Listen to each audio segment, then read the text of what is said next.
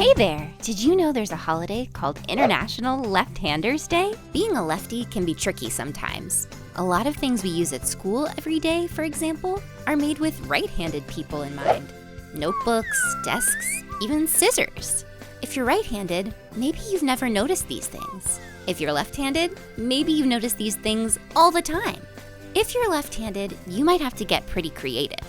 In fact, there are many famous creative people that were left-handed. The artist Leonardo da Vinci, for example. The scientist Marie Curie.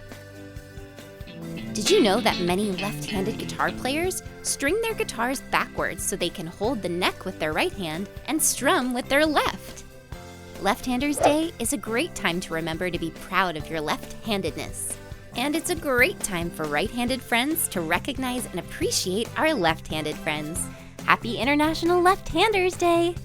To enjoy our library of over 300 classroom videos, please visit www.wondergrovesocialskills.com or scan the QR code.